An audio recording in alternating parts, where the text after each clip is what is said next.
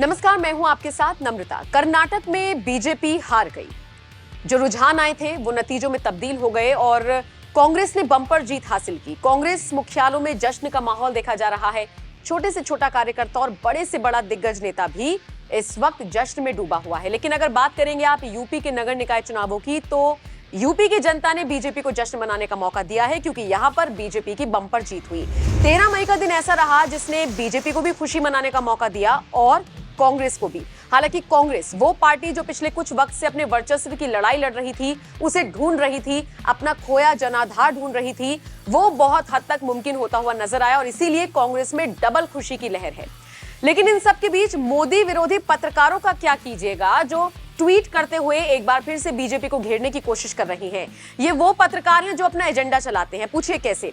इन पत्रकारों को कर्नाटक में बीजेपी की हार दिखती है, लेकिन यूपी में बीजेपी की जीत नहीं दिखती। और इसीलिए अब सोशल मीडिया यूजर्स ने भी ये कहना शुरू कर दिया है कि आप निष्पक्ष पत्रकार नहीं है, क्योंकि आपको सिर्फ और सिर्फ बीजेपी की हार दिखती है और उसी को आप अपने एजेंडे के तहत चलाते हैं। मोदी विरोधी पत्रकारों का जब जब नाम आता है तो इसमें एक नाम अजीत अंजुम का भी आता है। अब अजीत अंजुम ने ट्वीट करते हुए क्या लिखा, जरा सुनिए।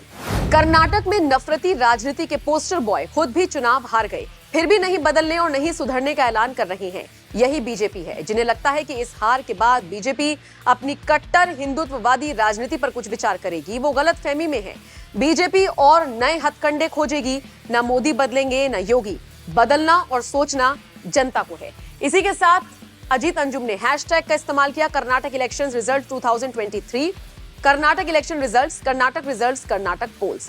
अब ये ट्वीट सामने आया तो कुछ लोगों ने उन्हें लताड़ दिया और उन्हें आईना दिखाने का काम किया। कहा कि नगर निकाय चुनाव आपको नहीं दिखते हैं। एक यूजर ने लिखा, निकाय चुनाव में मुस्लिम बहुल सीटों पर भी बीजेपी जीती, 5 मुस्लिम प्रत्याशी बने नगर पंचायत अध्यक्ष।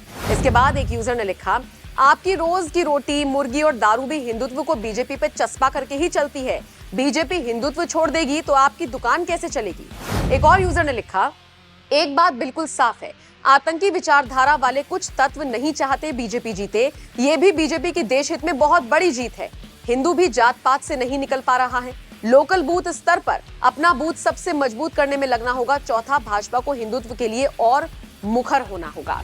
तो देखा आपने किस तरह से अजीत अंजुम को लेकर लोगों में अब नकारात्मकता फैल रही है, और वो भी इसलिए क्योंकि प्रोपोगेंडा के तहत पूरी तरीके से काम हो रहा है। आप उनका ट्विटर उठाकर देखिए, एक से एक ट्वीट्स भरे पड़े हैं, लेकिन उनमें एक भी ट्वीट ऐसा नहीं है जिसमें उन्होंने योगी को या फिर बीजेपी को बधाई दी हो नगर निकाय चुनावों में जीत के लिए। और यही वजह है कि लोग अजीत अंजुम को ट्रोल कर रहे हैं। अब आप बताइए, इस खबर को लेकर आप क्या राय रखते हैं?